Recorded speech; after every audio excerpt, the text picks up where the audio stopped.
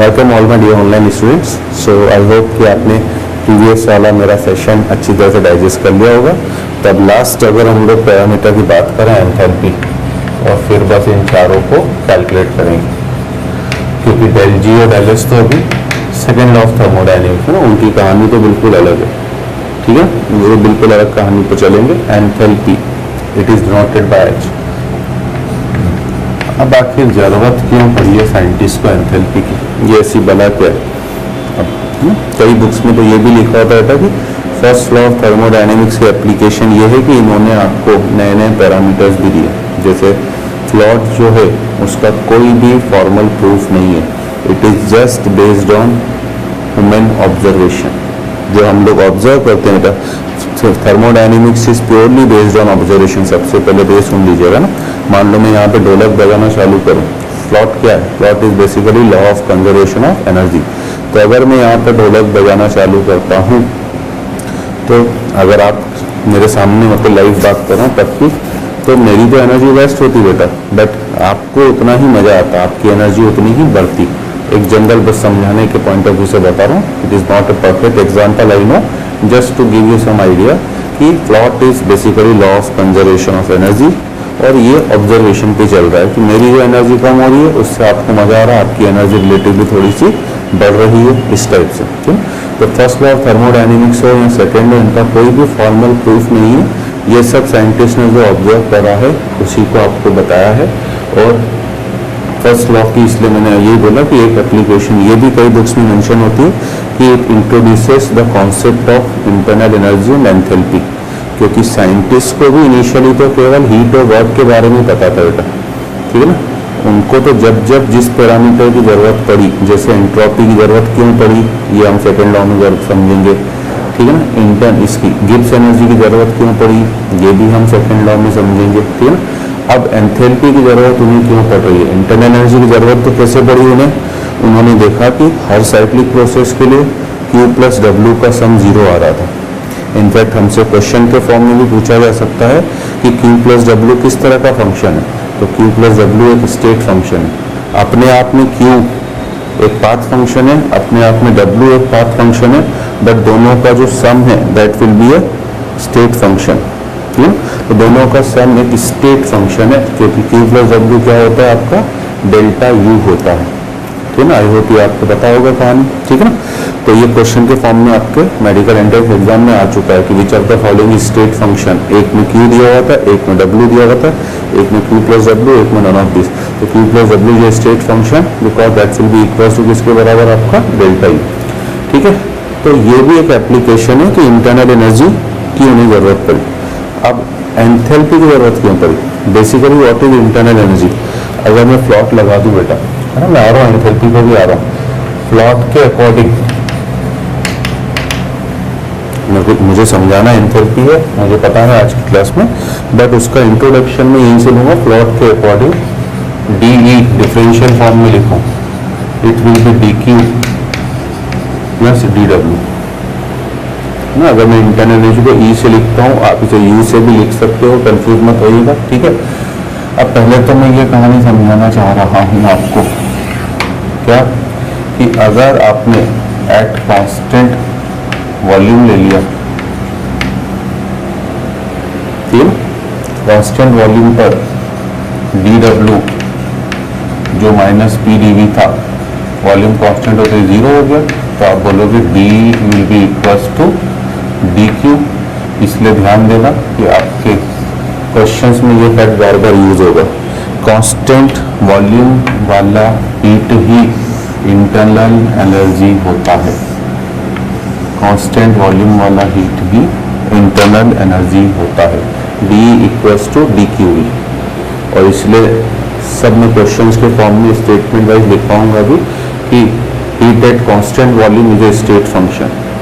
True statement होता है, constant volume की हीट D के बराबर है और E किस तरह का फंक्शन है आपका स्टेट फंक्शन। ठीक है, अब इसी से मैं एंथैल्पी को गवर्न कराऊंगा, आपको समझाऊंगा पहले तो, क्योंकि बुक्स में तो आपके मेडिकल में तो मैं देख चुका हूँ, केवल एक डेफिनेशन बता दी जाती, it is total energy of system including internal energy E and PV। H बराबर E प्लस PV फॉर्मूला लिख के आगे कहानी बढ़ा दी जाती है ना।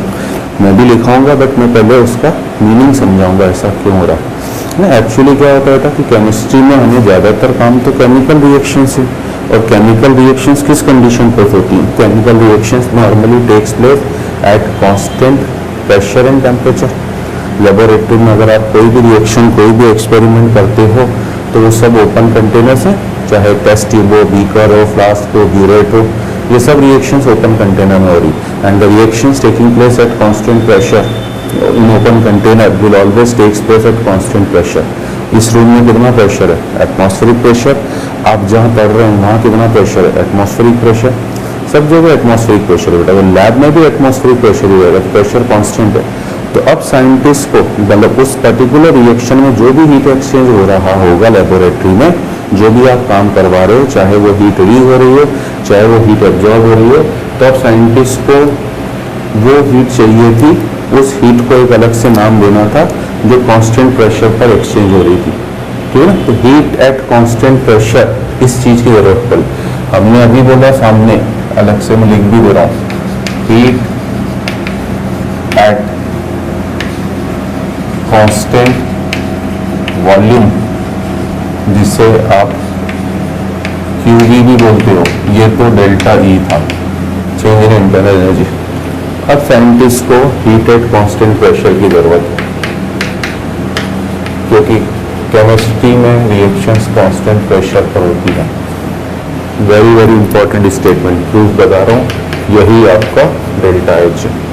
तो ये जो मैंने लिखा है यहाँ पर, ये अपने दिमाग के हर कोने में बसा लेना, क्योंकि वो केमिकल रिएक्शंस जो नेक्स्ट चैप्टर हम लोग थर्मोकेमिस्ट्री पढ़ेंगे उसमें बार बार इस तरह के क्वेश्चन देगा आपको, ठीक है। कि हीटेड कांस्टेंट वॉल्यूम इतना है तो हीटेड कांस्टेंट प्रेशर निकालो, या हीटेड कांस्टेंट प्रेशर इतना है तो हीटेड कांस्टेंट वॉल्यूम निकालो। वो रिलेशन और अभी हम दोनों के बीच का लिखेंगे, बट पहले कम से कम ये तो याद रहे कि हीटेड कांस्टेंट वॉल्यूम मतलब डेल्टा E होता है, हीटेड कांस्टेंट प्रेशर मतलब डेल्टा H होता है, ठीक है। अब कैसे हुआ हीटेड कांस्टेंट प्रेशर, अब मैं डेरिवेशन समझा रहा हूँ। तो पहले एंथैल्पी का आइडिया कि हमें क्यों जरूरत पड़ रही है, साइंटिस्ट को क्यों जरूरत पड़ी, साइंटिस्ट को इसलिए जरूरत पड़ी है, और जब जब जिस चीज़ की जरूरत पड़ी है थर्मोडायनेमिक्स में, तब तब साइंटिस्ट ने उस पैरामीटर को डिराइव करा। ऐसे नहीं कि उनके घर में पड़ा हुआ था कि बस उन्हें जरूरत पड़ी वो उठा के ले आए, ऐसा कुछ नहीं हुआ। सब पैरामीटर्स को उन्होंने आफ्टर एक proper thought, after discussing with other scientist, ठीक है ना, सबने मिलकर उन टर्म्स को नाम दिया। जैसे एंट्रोपी को discover Carnot cycle, Lodi Carnot जो था, सोडी कार्नोट, उसने डिस्कस करा था। अब उसके पीछे खूब सारी कहानियां और भी शामिल थी, केल्विन प्लैंक साइंटिस्ट शामिल थे आपके, ठीक है ना। गिब्स ने अपना एक नया फंक्शन दिया जिसे गिब्स एनर्जी देते हैं, तो सबका एक कंबाइंड वर्क है बेटा। हाँ, आखिरी में नाम उसको मिल गया जिसने फाइनली एक यूजफुल डिस्कवरी करी, ठीक है ना। जैसे फ्लॉट में मैंने लिखा ही दिया साइंटिस्ट का नाम रॉबर्ट मेयर एंड हेल्महोल्ट्ज, ठीक है। तो इस वजह से ये पहले थोड़ी सी थ्योरेटिकल एस्पेक्ट्स ध्यान रखना कि हमें एक ऐसी क्वांटिटी की ज़रूरत थी जो किसी भी प्रोसेस में हीट एक्सचेंज होने वाली जो कांस्टेंट प्रेशर पर हो रही है उसे अकाउंट मिले। अब उसका प्रूफ देखो कैसे आता है, D equals to DQ plus DW, ठीक है। तो DE equals to DQ plus, जरूरत नहीं बेटा आप लोगों के लिए, बट मैं बताना अपनी रिस्पॉन्सिबिलिटी समझता हूँ, तो मैंने DW को माइनस PdV लिखा जो होता ही है। अब ये इधर ले आया तो it is DE plus PdV should be equals to DQ।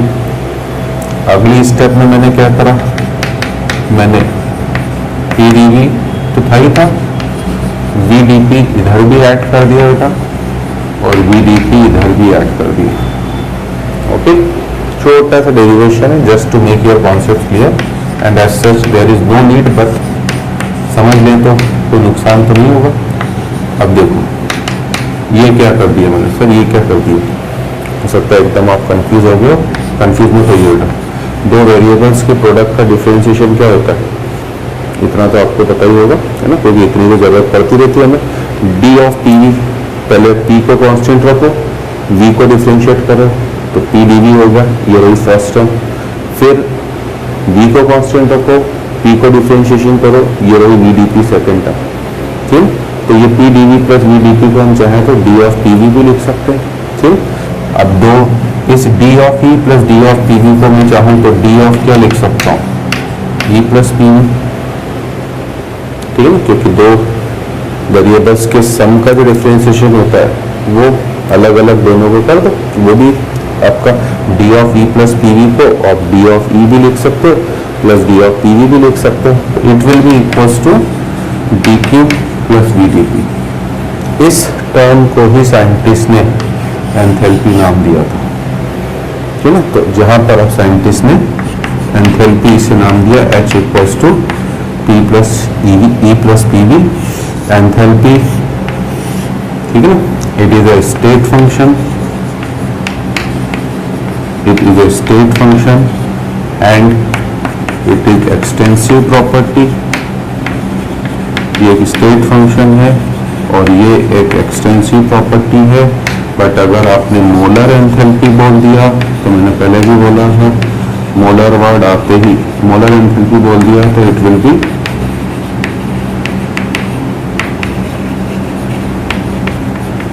Intensive property हो जाएगी, ठीक है। तो इसलिए आपके मेडिकल पॉइंट ऑफ व्यू से या बुक्स में जो लिखा होता है वो सीधे ये लिखा होता है कि इट इज टोटल एनर्जी,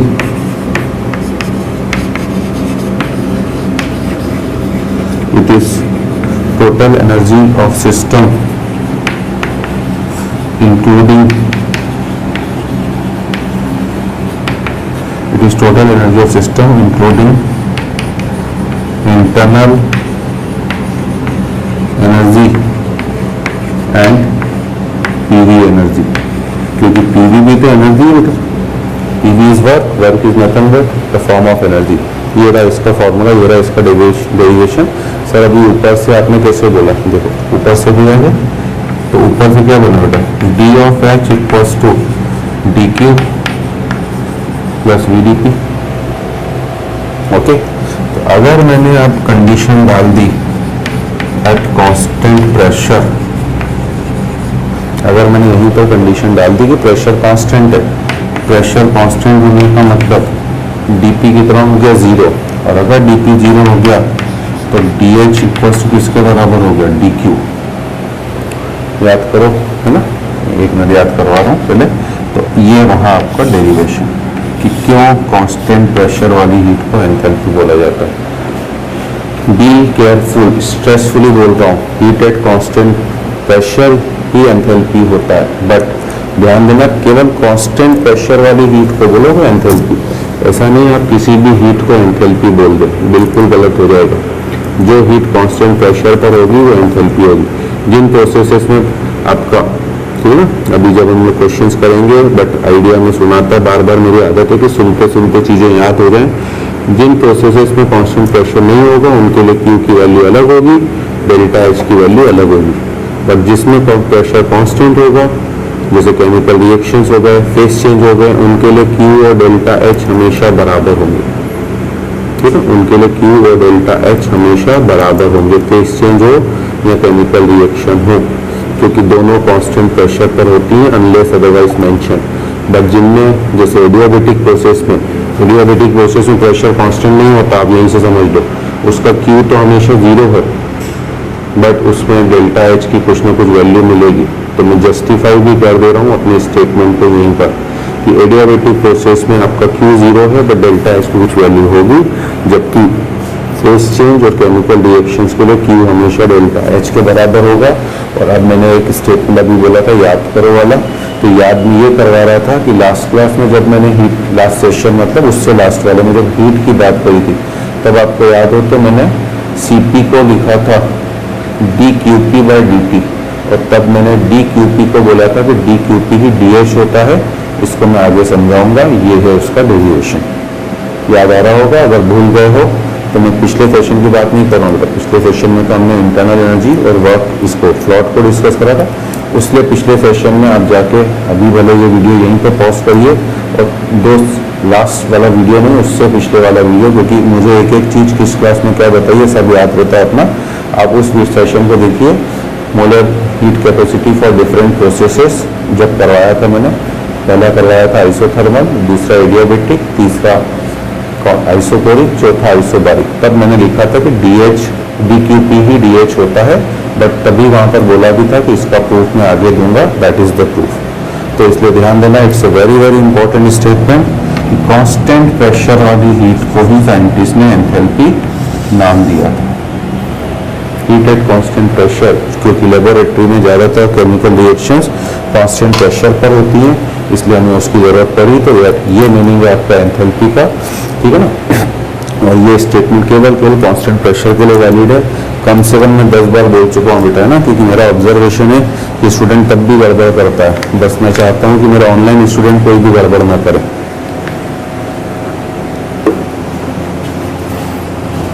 ठीक है, तो ये है हमारा एंथैल्पी का इंट्रोडक्शन। H = E + PV, ये एक स्टेट फंक्शन है, ये एक एक्सटेंसिव प्रॉपर्टी है, और मोलर एंथैल्पी जो है वो एक इंटेंसिव प्रॉपर्टी हो जाएगी। ठीक है, अब इसके भी कुछ पॉइंट ध्यान रखना। पहला पॉइंट कि एंथैल्पी H जो होता है, it is a function of pressure and temperature. जैसे इंटरनल एनर्जी था, हमने बोला था internal energy is a function of किस का, volume and temperature. Enthalpy is a function of pressure and temperature. Carefully अपने माइंड में सेट कर लीजिएगा। हाँ, फिर से अगर ये प्रेशर टेम्परेचर का फंक्शन है तो आप इसे प्रेशर वॉल्यूम का भी बोल सकते हो, क्योंकि हम लोग किसी को भी किसी के फॉर्म में एक्सप्रेस कर सकते हैं। और हम लोग इसे, है ना, H को फंक्शन ऑफ वॉल्यूम टेम्परेचर भी बोल सकते हैं। जो मैंने इंटरनल एनर्जी लास्ट सेशन में ही बोला था कि एक्चुअली वो ET का है, बट अगर ट्रू फॉल्स में पूछ ले तो सबका फंक्शन है ये तो, ठीक है। बट हम लोग कॉमनली यूज प्रेशर टेम्परेचर का ही करेंगे जब तक कुछ नहीं बोला जाए। मतलब किसी सब्सटेंस की एंथैल्पी टेम्परेचर के ऊपर तो डिपेंड करेगी बेटा। एनर्जी है, एनर्जी टेम्परेचर के ऊपर तो डिपेंड करेगी। और आपने प्रेशर का कुछ तो इंट्रोडक्शन दिया है यहाँ पर, इसलिए प्रेशर भी आएगा। ठीक है, अगला point, enthalpy of ideal gas. Enthalpy of ideal gas depends only on temperature. Ideal gases की एंथैल्पी एक एक स्टेटमेंट को मार्क करना बिल्कुल दिमाग में बसा लीजिएगा, नोट्स भी बनाइए properly. Enthalpy of ideal gas depends only on temperature. ये कैसे बोल दिया बेटा, इंटरनल एनर्जी को तो जस्टिफाई कर दिया था if you remember last session में कि आइडियल गैस के मॉलिक्यूल्स में कोई भी internal energy basically kinetic energy plus potential energy का सम था, बाकी सब एनर्जीज तो कांस्टेंट थी। और आइडियल गैसेस में कोई फोर्स ऑफ अट्रैक्शन नहीं होता, तो इंटरनल पोटेंशियल एनर्जी नहीं थी, इसलिए internal energy will be equals to kinetic energy, and kinetic energy was the function of temperature. अब यहाँ पर देखो, आपने बोला है कि H = E + PV है, ठीक है। आपने अभी बोला है कि H जो है वो E + PV है। थोड़ा दूर लिखता हूँ ताकि लिख सकूँ। और आपने ये बोला कि E जो है वो function of temperature ideal gas के लिए। तो आइडियल गैस के लिए तो बेटा PV का प्रोडक्ट भी फंक्शन ऑफ टेम्परेचर है। सर ये कैसे लिखा, ये नहीं आया समझ में, बिल्कुल समझाएंगे बेटा। PV = nRT अगर आपने आइडियल गैस बोल दिया तो अगर आपने आइडियल गैस बोल दिया है तो आपको PV = nRT को यूज करने का जन्म सिद्ध अधिकार है। और अगर आपने PV = nRT यूज करा तो PV किसका फंक्शन हो गया आपका, PV is a function of किसका, टेम्परेचर। तो enthalpy of ideal gas depends only on temperature, ठीक है। और इसीलिए आइडियल गैस दुनिया की कोई भी प्रोसेस शो करे, उसका ΔH का फॉर्मूला सब पैरामीटर्स हो चुके हैं इंट्रोड्यूस। अब तो केवल इन चारों को कैलकुलेट करेंगे आइडियल गैस के लिए, केमिकल रिएक्शंस के लिए, फेस चेंज के लिए। खत्म आपका प्लॉट, ठीक है ना। और काफ़ी सिंपल काम है, वैसा नहीं सब टिपिकल काम है, समझना ही सबसे इम्पोर्टेंट है, वही टिपिकल काम था। सवाल तो खूब ईजी है, ठीक है। दुनिया की कोई भी प्रोसेस अगर आइडियल गैस शो कर रही है, याद हो तो ये फॉर्मूला भी मैं शायद हर सेशन में लिखते हुए आ रहा हूँ कि आपको याद हो जाए, बट फिर से बोलूँगा only for year ideal gas. Ideal gas के अलावा बेटा सॉलिड, लिक्विड, फेस चेंज वगैरह तो यहाँ केमिकल रिएक्शंस में मत लगा देना, है ना। दूसरा पॉइंट, फॉर फेस चेंज फिर से और chemical reactions for face change और केमिकल रिएक्शन, दोनों ही किस कंडीशन पर होती है? बोथ टेक्स प्लेस एट, कितनी बार बोल चुका हूँ खुद ही इमेजिन करो, आप बार बार इसलिए बोलता हूँ कि याद होता जाए, है ना। फॉर फेस चेंज और केमिकल रिएक्शंस जो हमेशा कांस्टेंट प्रेशर और टेम्परेचर पर होंगे। फेस चेंज का मतलब क्या है? एक फॉर्म दूसरे फॉर्म में जाएगा। केमिकल रिएक्शन का मतलब क्या है? रिएक्टेंट प्रोडक्ट में जाएगा, है ना। फेस चेंज तीन तरह का हो सकता है बेटा, वो एक आदत पड़ी हुई कि हमेशा सॉलिड लिक्विड लिख देते हैं जल्दी से। इनके लिए ऐसा नहीं कि आप डेल्टा एच इक्वल्स टू, है ना, ये हमेशा कांस्टेंट प्रेशर पर है, तो ये हमेशा कौन सी प्रोसेस हो गई? एक तरह से आइसोथर्मल प्रोसेस हो गई। और ऐसा नहीं कि आप इनका डेल्टा एच सीधे जीरो बोल दो बाई यूजिंग दिस फॉर्मूला, जो स्टूडेंट नॉर्मली मिस्टेक करता ही बेटा, है ना, क्योंकि इनका डेल्टा एच वापस enthalpy of final minus enthalpy of initial. और केमिकल रिएक्शंस के लिए डेल्टा एच का मतलब हो गया enthalpy of product minus enthalpy of reactant. जब दो सब्सटेंस की इंटरनल एनर्जी सेम नहीं थी, मैंने लास्ट क्लास में भी जस्टिफाई करा था, बार बार कर रहा हूँ, तो उनकी एंथैल्पी भी सेम नहीं हो सकती बेटा। इसी तरह से यहाँ का डेल्टा एच का मतलब क्या है? Enthalpy of liquid minus enthalpy of solid. और सिंस एंथैल्पी जो है वो E प्लस PV है, तो अगर E अलग अलग है आपका, ठीक है, अगर आपका E अलग अलग है तो आपका PV को भी अलग अलग, मतलब H को भी अलग अलग होना ही पड़ेगा। तो मैंने पूरा जस्टिफिकेशन दिया है कि आप अगर इसको लगा दोगे तो गड़बड़ हो जाएगी। और दोनों रिएक्शंस के लिए, दोनों केसेस के लिए चुन ले अभी से, फेस चेंज या केमिकल रिएक्शन, जो भी आपको हीट गिवन होगी क्वेश्चन में, वो हीट हमेशा कहाँ पर होगी बेटा? कांस्टेंट प्रेशर ही होगी। मतलब बेसिकली वो हीट ही आपका डेल्टा एच होगा। फॉर बोथ द प्रोसेस वो हीट ही आपका डेल्टा एच होगा। और इनफैक्ट मैं रिकॉल भी करा दूँ बेटा, आप बोलते हो molar enthalpy of vaporisation, molar enthalpy of sublimation, molar enthalpy of fusion, वो सब डेल्टा एच ही है, क्योंकि वो QP पर है। या केमिकल रिएक्शंस के लिए आप बोलते ही हो, है ना, A plus B gas C plus D, इसका डेल्टा एच है -50, तो वो डेल्टा एच ही QP है आपका। तो ये हमेशा आपको क्वेश्चन में गिवन होगा, ठीक है, ध्यान देना, गिवन होगा। और इसकी हेल्प से आपको केमिकल रिएक्शंस और फेस चेंज में दो ही तरह के क्वेश्चन होंगे बेटा। यहाँ डेल्टा एच गिवन होगा और डेल्टा यू पूछेगा, कैलकुलेट करवाएगा। और उल्टा हो सकता है, डेल्टा यू गिवन होगा और डेल्टा एच कैलकुलेट करवाएगा। वो कैसे करेंगे? इसी फॉर्मूले से करेंगे बेटा, और कोई फॉर्मूला भी नहीं है आपके पास, ठीक है। और रियल गैस के लिए हम लोग क्या करेंगे? फॉर रियल गैस, ठीक है ना, एंथैल्पी ऑफ रियल गैस अगर पूछ ले तो ध्यान देना, enthalpy of real gas depends on pressure temperature, दोनों के ऊपर। रियल गैस की एंथैल्पी प्रेशर के ऊपर भी डिपेंड करेगी, टेम्परेचर के ऊपर भी, इसलिए डेल एच बराबर NCP डेल्टा T आप उनके ऊपर भी लगाने की गड़बड़ ना करें। ना आप डेल एच बराबर NCP डेल्टा T इनके ऊपर लगा सकते हो, ना रियल गैस के ऊपर। केवल और केवल आप डेल एच बराबर NCP delta T ideal gas के ऊपर ही लगा सकते हो। बाकी के लिए निकालेंगे बेटा, बट मैं कह रहा हूँ ना कि एक चीज़ गिवन होगी, दूसरी निकालेगा, दूसरी गिवन होगी, पहले पूछेगा। तो अब अगर हम लोग देख लें लास्ट चीज, तो ये एंथैल्पी खत्म, है ना। अब अगर हम लोग एंथैल्पी की अभी लास्ट चीज देखें, relationship between delta H and delta U, del H and del U के बीच का रिलेशन देखिए। आपने बोला कि दोनों स्टेट फंक्शन है, इनफैक्ट सब स्टेट फंक्शन है बेटा, है ना। मेरा सिस्टम, ये मेरे सिस्टम की इनिशियल स्टेट है और ये मेरे सिस्टम की है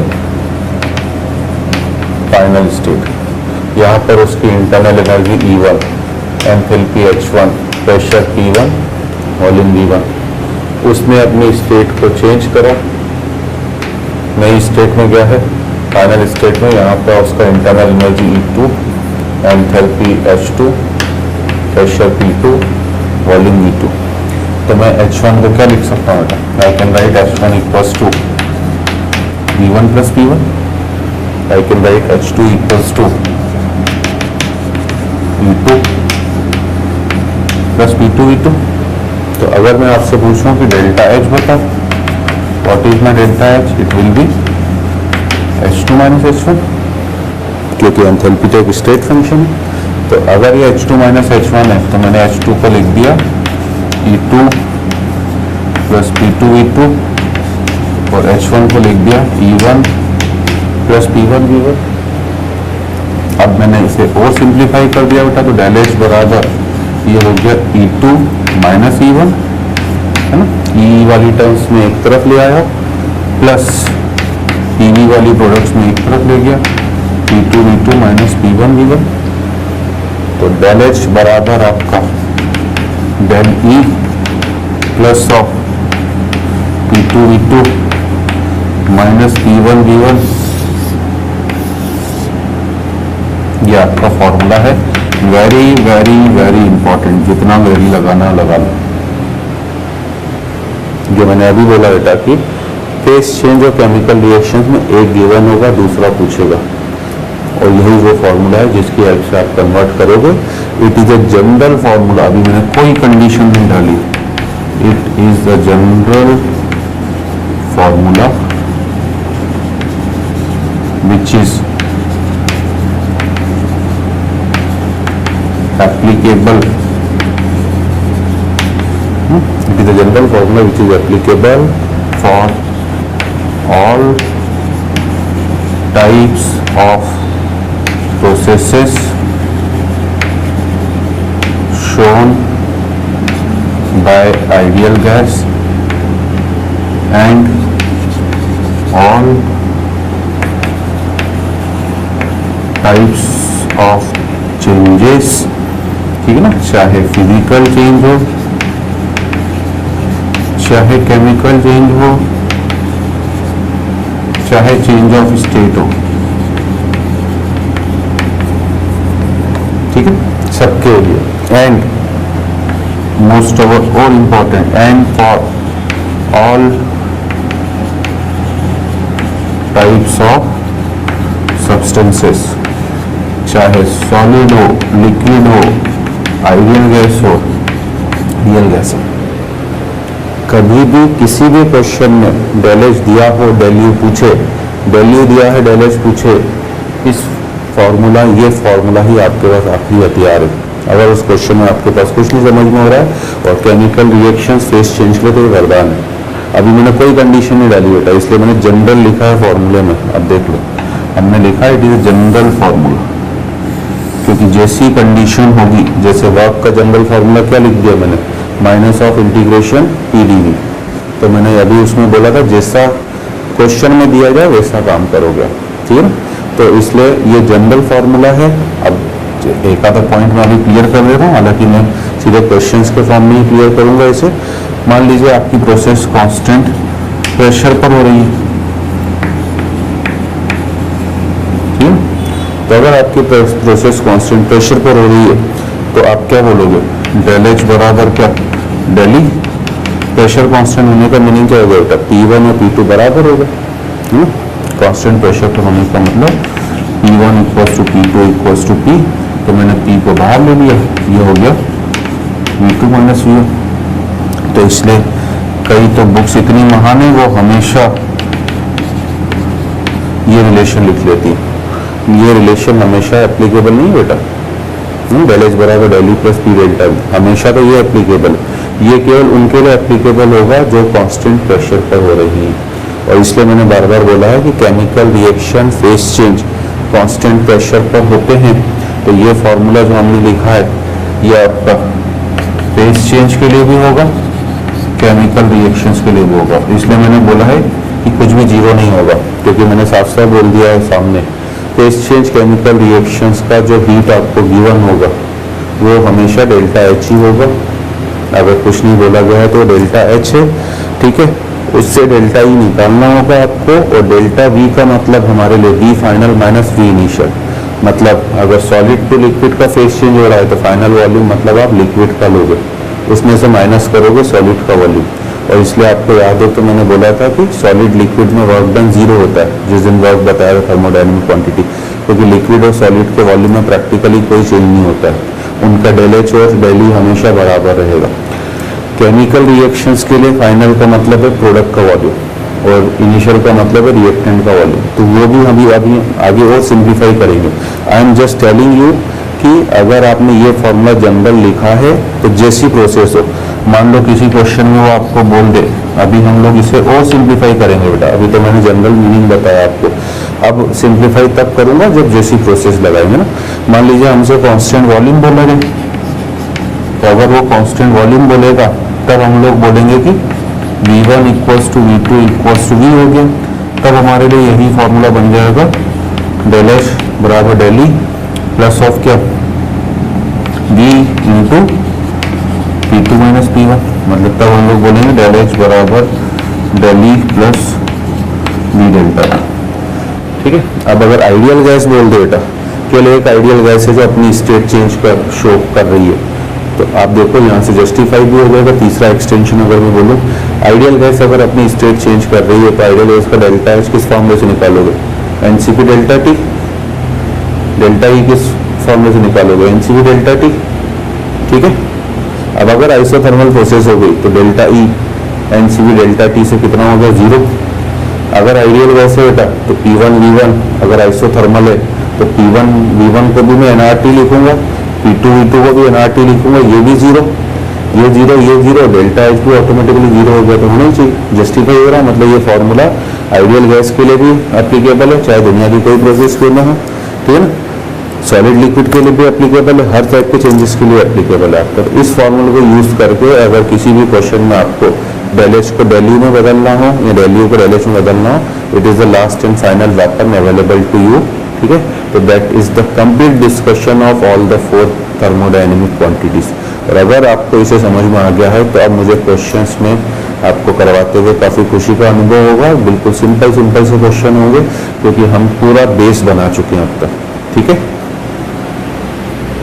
चलिए, तो अब ये चारों क्वांटिटीज का हम लोग अलग अलग केसेस के लिए वैल्यूज निकालना सीखें। और अब हमारा चैप्टर काफ़ी आसान है, प्रोवाइडेड हमने एक एक चीज़ को ढंग से सुन के समझ के अपने दिमाग की हार्ड डिस्क में स्टोर भी करा है, नोट्स भी बना लिए हैं और उसको हम लोग सवालों में यूज़ करेंगे। ठीक है। Let us take our first case, case number 1। Heading है हमारा calculation of del H, del E, Q and W for different processes. So our heading is now calculation of del H, del E, Q and W, चारों की calculation for different processes oblique changes। अब अगले 1-2 session हमें इसी के अंदर काम करना है। और इसका केस नंबर 1 जो मोस्ट इम्पॉर्टेंट है, वेरी वेरी इम्पॉर्टेंट यही है, आइडियल गैस अंडरगोइंग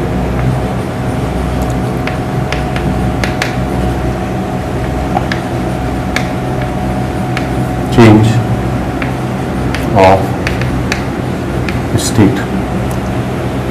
ठीक है। Ideal gas undergoing change of state. अब चेंज ऑफ स्टेट का मतलब होता है, अभी ये ना फेस चेंज है ना केमिकल रिएक्शन है, उनको अलग केसेस मिलेंगे। सबसे ज़्यादा क्वेश्चन आपको आइडियल गैस के ऊपर मिलेंगे। चेंज ऑफ स्टेट का मतलब वो अपने स्टेट वेरिएबल्स चेंज कर रहा है। तो आपने सबसे पहली बात तो अब सिस्टम फिक्स कर दिया है। What is your system? Ideal gas. Ideal gas system है तो एक इक्वेशन जो हमेशा यूज करने का अधिकार आपके पास आ चुका है वो है PV इक्वल टू NRT। किसी भी क्वेश्चन में किसी भी पॉइंट ऑफ टाइम पे, ठीक है ना, चाहे प्रोसेस आइसोथर्मल हो, आइसोबैरिक हो, आइसोकोरिक हो, एडियाबेटिक हो, आप P V equal to N R T को यूज कर सकते हो।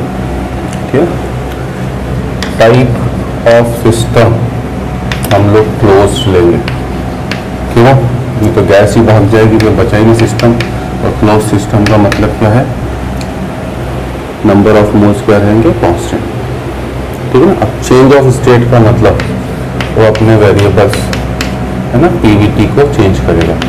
हो सकता है तीनों को चेंज करे, दो को करे, ठीक है। मिनिमम दो तो चेंज होंगे, क्योंकि पी चेंज होगा तो उसके साथ या तो वी को चेंज होना पड़ेगा या टी को, और हो सकता है तीनों भी चेंज करें अलग अलग प्रोसेसेस में।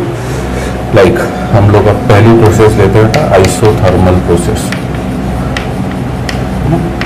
अब चारों प्रोसेसेस के लिए बात करेंगे, आइसोथर्मल, आइसोकोरिक, आइसोबैरिक, एडियाबैटिक, और इनमें भी मोस्ट इंपॉर्टेंट आइसोथर्मल और एडियाबैटिक के सबसे ज़्यादा क्वेश्चन उसी पर मिलेंगे। आइसोथर्मल प्रोसेस, जैसे आपने आइसोथर्मल प्रोसेस बोल दिया है ना, पहले इससे पहले भी मैं आइसोथर्मल प्रोसेस लिखने से पहले एक चीज़ और बता दूं, क्या कि हमारा आइडियल गैस बोलते ही डेल्टा ई का फॉर्मूला फिक्स हो चुका है। ये किसी भी प्रोसेस के ऊपर लगाएंगे, एनसीवी डेल्टा टी, ठीक है। डेल्टा एच का फॉर्मूला फिक्स हो गया है, क्या? एनसीपी डेल्टा टी, क्योंकि आपने सिस्टम बोल ही दिया आइडियल गैस है आपका, दो फॉर्मूले फिक्स हो गए चारों प्रोसेसेस के लिए ना। तो मैंने आपसे बोला है कि हमारी लाइफ खूब ईजी है अगर हमने ढंग से सब चीज़ें सुन ली है, ठीक है। वर्क हमेशा माइनस इंटीग्रेशन ऑफ पीडीवी से ही निकलेगा, उसमें देख लेंगे कि क्या कंडीशन डालनी है, ठीक है। और चौथा क्यू हमेशा किससे निकालेंगे? प्लॉट से, क्योंकि इनकी हीट कैपेसिटी तो दी नहीं होगी बेटा, इनफाइनाइट होती है, तो क्यू को फिर आपको मजबूरी में प्लॉट से ही निकालना पड़ेगा। ये रहे आपके चार, and it is valid for any process. तो मैंने बाय मिस्टेक पहले आइसोथर्मल लिख लिया था, तो अब अगर आपका सिस्टम आइडियल गैस है, बस इन चार प्रोसेसेस, चार फॉर्मूलों को अपने दिमाग में बसा लीजिए। ठीक, अब देखो, अब करते हैं पहला आइसोथर्मल प्रोसेस। जैसे ही आपने प्रोसेस बोल दी कि आपकी प्रोसेस आइसोथर्मल है, ठीक है, तो इसका मतलब आपने बोल दिया है कि टेम्परेचर क्या हो गया है? कांस्टेंट। टेम्परेचर कांस्टेंट होने का मतलब T1 will be equals to T2, initial और फाइनल टेम्परेचर सेम हो गए, इसलिए चाहे मैं डेल्टा टी बोलूँ चाहे मैं dt बोलूँ, दोनों जीरो। अब वेरिएबल्स क्या क्या बचे? केवल प्रेशर और वॉल्यूम, ठीक है। मतलब जब सिस्टम अपनी स्टेट चेंज करेगा तो वो केवल P और V को चेंज करेगा, तो वो आपका P1 V1 से गया कहाँ पर? P2 V2 पर, ठीक है। तो इस स्टेट से, इस इनिशियल स्टेट से इस फाइनल स्टेट पे जाते वक्त सिस्टम ने एक ऐसा पाथ फॉलो करा है जिसमें टेम्परेचर को उसने क्या रखा है? कांस्टेंट। क्योंकि प्रोसेस का जनरल मीनिंग ही क्या होता है? It is an operation by which a system is changing it's state, ठीक है, क्लियर। और साथ में एक एडिशनल इक्वेशन कौन सा यूज करने का अधिकार आ गया? P1 V1 equals to P2 V2।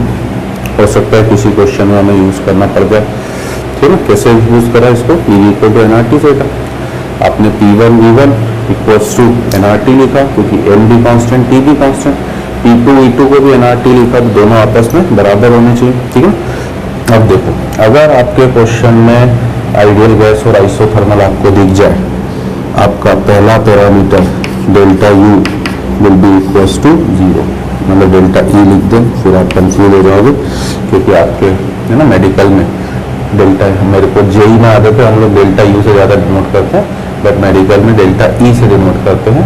Meaning दोनों का सेम है। डेल्टा E 0 हो गया, वाई? क्योंकि हम लोग फॉर्मूला कौन से यूज़ करेंगे? तो डेल्टा E का फिक्स है, एनसीवी डेल्टा टी, और आपका डेल्टा टी कितना है? 0, तो आपको इसको निकालने की ज़रूरत ही नहीं। डेल U 0, मतलब डेल E 0, डेल्टा H भी 0 हो गया।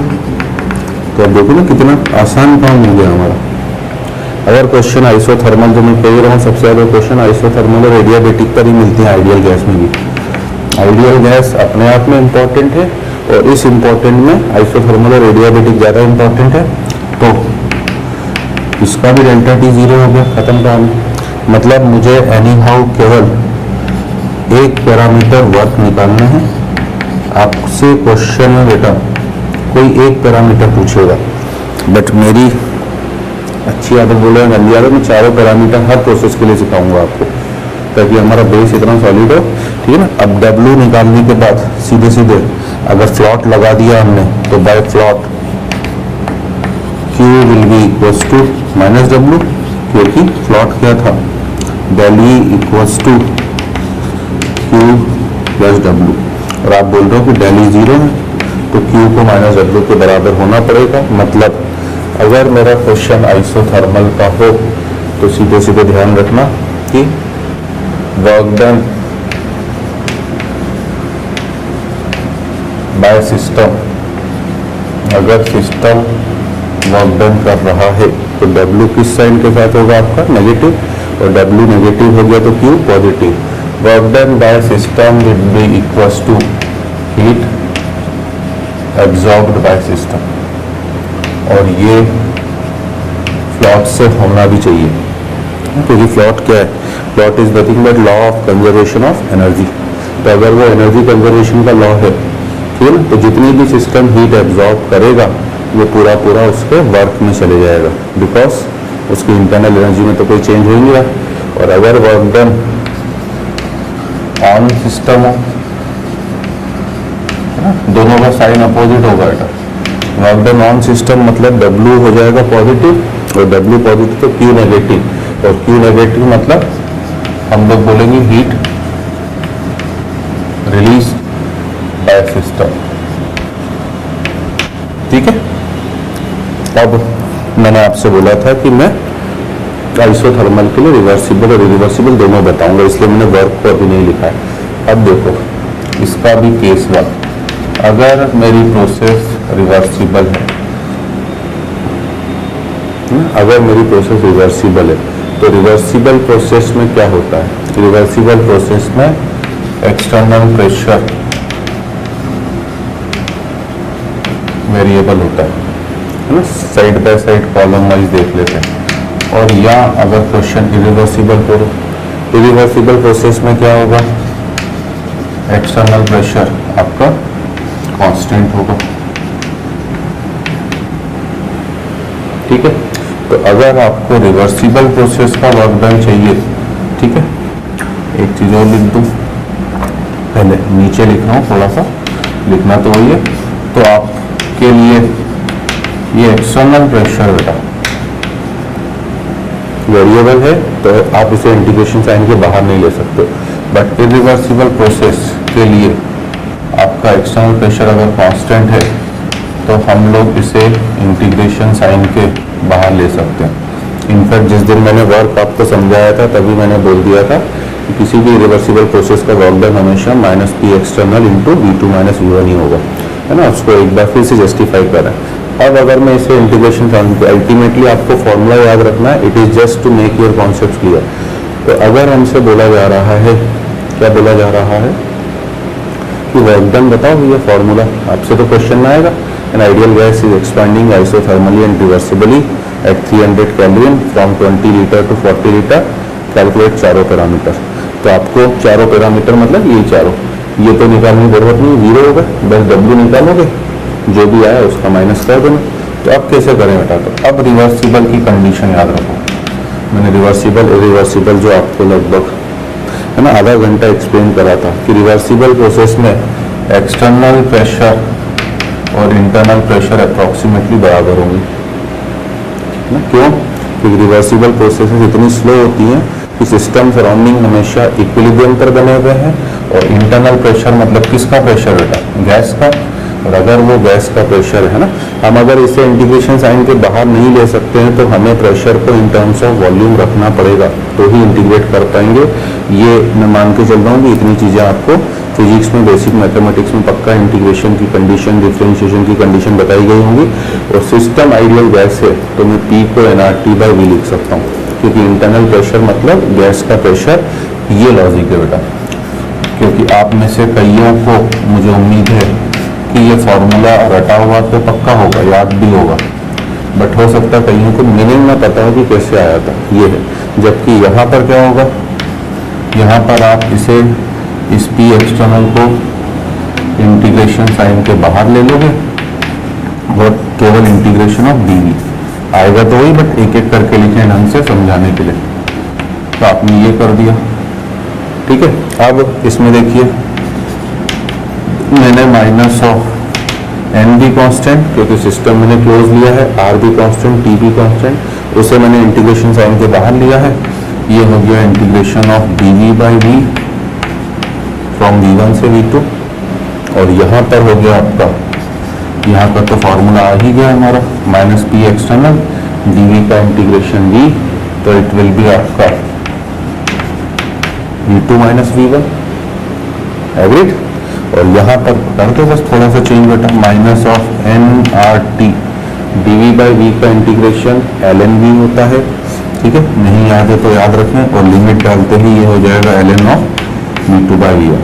तो अगर आइसोथर्मल रिवर्सिबल प्रोसेस का वर्क डन पूछा जाएगा तो it is minus nRT ln V2/V1, या अगर वॉल्यूम दे दो और प्रेशर दे तो minus nRT ln of P2/P1, sorry P1/P2।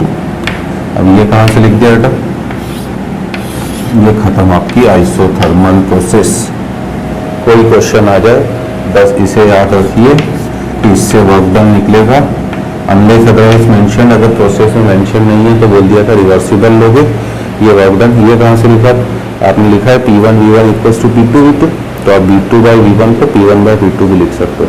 तो अगर वॉल्यूम दे तो फर्स्ट वाला फॉर्मूला यूज कर देना, अगर क्वेश्चन में वॉल्यूम गिवन हो, और अगर प्रेशर दे रहा है तो सेकेंड वाला फॉर्मूला यूज कर देना, ठीक है।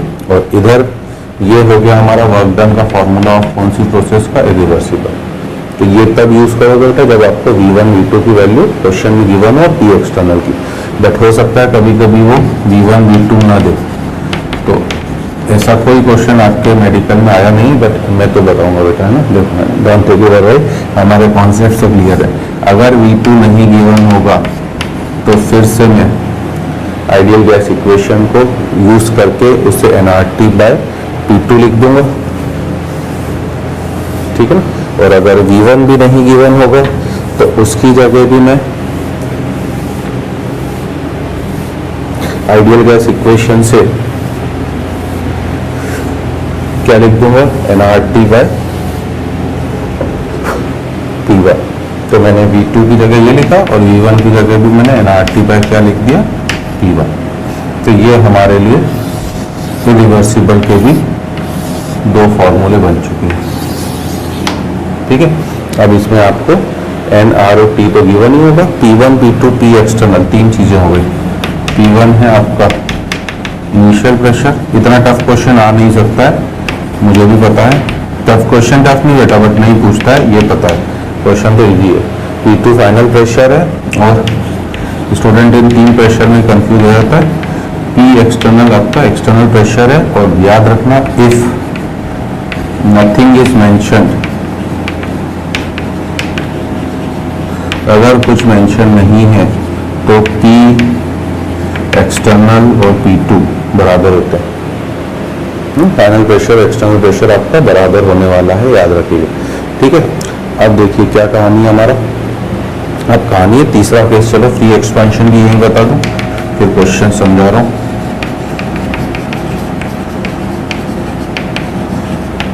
अगर हम लोग फ्री एक्सपेंशन की बात कर रहे हैं तो फ्री एक्सपेंशन आइसोथर्मल अगर प्रोसेस है तो डेल्टा E तो जीरो हो ही गया, क्योंकि प्रोसेस तो आइसोथर्मल ही बेटा। डेल्टा H भी जीरो हो गया, क्योंकि NCP डेल्टा T और NCP डेल्टा T तो लगना ही है। फ्री एक्सपेंशन का मतलब क्या होता है, जिसका P एक्सटर्नल कितना हो, जीरो, और P एक्सटर्नल जीरो होने से वर्क भी जीरो, और अगर वर्क जीरो तो प्लॉट से Q भी जीरो। तो अगर क्वेश्चन आपका आइसोथर्मल फ्री एक्सपेंशन का आ जाए तो आइसोथर्मल फ्री एक्सपेंशन में आपके सभी पैरामीटर 0 होते हैं। ठीक है, अब देखो मैं क्वेश्चन से दोनों प्रोसेसेस को क्लियर करता हूँ, आपके कॉन्सेप्ट क्लियर करने की कोशिश करता हूँ आइसोथर्मल प्रोसेस के, और थोड़ा सा मैं डिस्कशन रिवर्सिबल और इरिवर्सिबल प्रोसेस का, और अगर किसी को कंफ्यूजन हो तो वो क्वेश्चन से क्लियर हो जाता है। मान लीजिए पहला क्वेश्चन है, 1 मोल of an ideal gas at 300 Kelvin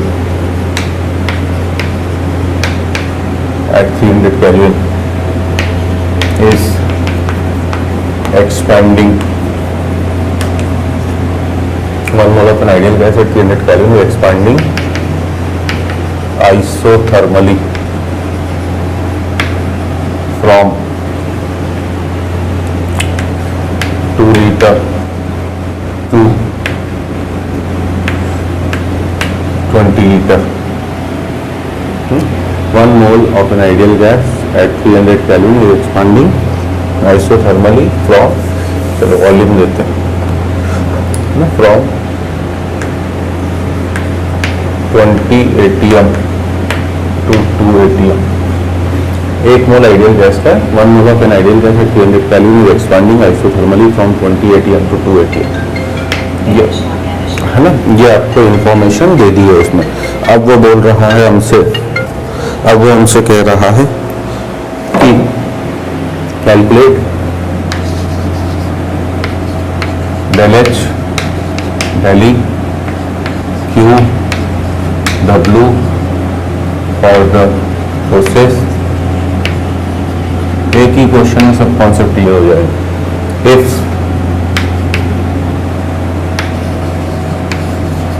process is carried out, first है आपका रिवर्सिबली, सेकेंड है इरिवर्सिबल। तो मैं एक ही क्वेश्चन में आपके सब कॉन्सेप्ट क्लियर कर दूंगा। रिवर्सिबल इरिवर्सिबल प्रोसेस को इतना बढ़िया समझा दूंगा कि आपको मजा आ जाएंगे अभी। ठीक है, चलिए कुछ नहीं, दोनों प्रोसेसेस के लिए भैया मैंने क्या बोला कि एग्जामिनर का काम होगा कि वो हर चीज़ पूछेगा आपसे, है ना। दोनों प्रोसेसेस के लिए हम लोग del H और del E को तो बोल देंगे 0, खत्म काम। अब बात आती वर्क डन, तो पहले बात करें बेटा रिवर्सिबल प्रोसेस। रिवर्सिबल प्रोसेस के लिए हम लोग फार्मूला क्या यूज़ करेंगे, माइनस, ये लिखे पड़े सामने N1, ठीक है ना। R को अभी R ही रहने देते हैं, बता रहा हूँ लॉजिक इसका भी, इनटू टेम्परेचर 300 ln ऑफ, हमें प्रेशर गिवन है बेटा, तो हम लोग P1/P2 20/2, 20/2 ln 10, ln 10 की वैल्यू हमें याद होनी चाहिए, ठीक है ना। क्यों? क्योंकि मैंने आपसे बोला था कि ln x equals to 2.303 log x, आइडिक में भी बताया था, केमिकल काइनेटिक्स में भी बताया था, ठीक है ना, काफ़ी इलेक्ट्रोकेमिस्ट्री में भी बताया था। तो अगर log 10 की वैल्यू हमें पता है, log 10 की वैल्यू कितनी होती है 1, तो ln 10 की वैल्यू 2.3 हो गया। एक्चुअली तो 2.303 होती है बट रफली, तो आपका आंसर हो गया माइनस का ये 300R इंटू 2.3, मतलब माइनस का आपका 690R। अब अभी मैंने R को इसलिए नहीं छेड़ा है यहाँ पर कि अगर आपका नीचे आंसर सपोज करो कैलोरी में हो, तो आप अगर नीचे ऑप्शंस में देखना पड़ेगा, है ना, ठीक है। अगर आपका कैलोरी में हो तो आप R की वैल्यू फिर 2 रखोगे, माइनस का 1380 कैलोरी बोलोगे। और अगर आपका वर्क डन नीचे आंसर जो हो जूल में हो, तो जूल वाली वैल्यू R की 28.31 होती है। बट ध्यान देना कि यहाँ पर थोड़ी सी कैलकुलेशन सिंपल करने के लिए, क्योंकि मेन इंपॉर्टेंट टास्क है कैलकुलेशन ही बचाना, है ना, तो 25/3 रखो ताकि कैलकुलेशन आपकी इजी हो। तो ये 25/3 से आपका ये हो जाएगा कितना, माइनस का 230, और उसको 25 से बस मल्टीप्लाई कर दें, 0, 25 3 का 75, कैरी ऑन 7, 50 + 2 57 जूल। तो ये अब आप आगे का काम कर लेना, मैं अभी अननोन में आंसर R में ही छोड़ूंगा, नीचे मैंने कॉन्सेप्ट बता दिया है। कि अगर आंसर कैलोरी में हो तो 2 रखेंगे, जूल में हो तो 25/3 रख के निकाल लें। ये रिवर्सिबल का है। और अगर Q बोले, ठीक है, तो Q will be equals to, आप बोल दोगे प्लस का 690R। अब मान लीजिए सेकेंड केस, हमारी प्रोसेस इरिवर्सिबल हो रही है, तो इरिवर्सिबल में है ना, अगर हमें पूछा जाए तब ये वाला फॉर्मूला यूज करना पड़ेगा, क्योंकि आपको प्रेशर वगैरह कहीं पर गिवन नहीं है, -P एक्सटर्नल, इसलिए मैंने रूल बता दिया है, एक्सटर्नल प्रेशर ही फाइनल प्रेशर होगा। तो फाइनल प्रेशर कितना है बेटा आपका 2 ब्रैकेट में nRT, तो वो 300R, डायरेक्ट लिख दे रहा हूँ, N1 R को आ रखा, temperature 300 upon P2B final pressure 2, फिर से 300R अपॉन 20। अब जब आपने इस -2 को अंदर मल्टीप्लाई करा तो पहली टर्म तो माइनस का 300R ही हो गई, दूसरी टर्म प्लस का 30R, मतलब आपका वर्क डन हो गया माइनस का 270R। ठीक है, ये वर्क आया इरिवर्सिबल प्रोसेस का, Q हो गया आपका प्लस का 270R। ये सिंपल से फॉर्मूले हैं और इस सिंपल से फॉर्मूले को यूज करके आपके चारों पैरामीटर्स कैलकुलेट हो गए। ठीक है, अब देखिए कॉन्सेप्ट क्या हो रहा है। अगर हमसे बोल रहा है, ठीक है ना, कि मैक्सिमम वर्क निकालो, देख लो आप, ये है माइनस साइन, तो बेटा बस इतना बता रहा है कि work is done by the system, है ना, माइनस साइन का सिग्निफिकेंस केवल इतना है, work done by the system. तो न्यूमेरिकल वैल्यू किस वर्क की ज़्यादा आ रही है, ऊपर वाले वर्क की, ठीक है ना। तो अगर, क्योंकि ये 690 कोफिशिएंट है, ये 270 है, आर तो दोनों में सेम है, तो ध्यान रखना अगर एक्सपांशन के केस में अगर मैक्सिमम वर्क बोले तो इन केस ऑफ एक्सपांशन, अभी मैं पॉइंट्स बना के लिखा दूंगा इसको, बट पहले कंपैरिजन समझा दूं। इन केस ऑफ एक्सपांशन जो आपको मैक्सिमम वर्क मिलेगा वो हमेशा रिवर्सिबल प्रोसेस में ही मिलेगा। इसीलिए फिजिक्स में मैंने आपसे बोला था कि फिजिक्स वाले हमेशा कुछ बोलते नहीं है, बट वो हमेशा प्रोसेस को रिवर्सिबल ही कराते हैं। तो work done by the system का मतलब क्या है बेटा, आउटपुट। अगर सिस्टम से ज़्यादा काम मिला आपको तो आपको आउटपुट ज़्यादा मिल रहा है, और आप कोई भी प्रोसेस करवा ही इसलिए रहे हो कि आप चाहते हो उसका आउटपुट ज़्यादा हो, इनपुट कम हो, हम सिस्टम को कम से कम एनर्जी देकर उससे ज़्यादा एनर्जी निकलवाना चाहते हैं। तो इनपुट हम चाहते हैं सबसे कम, आउटपुट सबसे ज़्यादा। तो मैक्सिमम वर्क अगर आपको आउटपुट मैक्सिमम चाहिए तो वो आपको रिवर्सिबल प्रोसेस में ही मिलने वाला है ना। अब ये रिवर्सिबल प्रोसेस है, दोनों में डिफरेंस क्या था, ये कितनी स्टेप्स में होती है, इनफाइनाइट, और ये कितनी स्टेप्स में होती है, फाइनाइट। तो जब तक कुछ नहीं बोला जा रहा है तब तक ये सिंगल स्टेप है, जब तक कुछ नहीं बोला जा रहा है सिंगल स्टेप है ना। और इसलिए सिंगल स्टेप का वर्क डन, लास्ट क्लास में जब मैंने रिवर्सिबल और इरिवर्सिबल समझाया था, आप एक एक पॉइंट्स को याद करिए।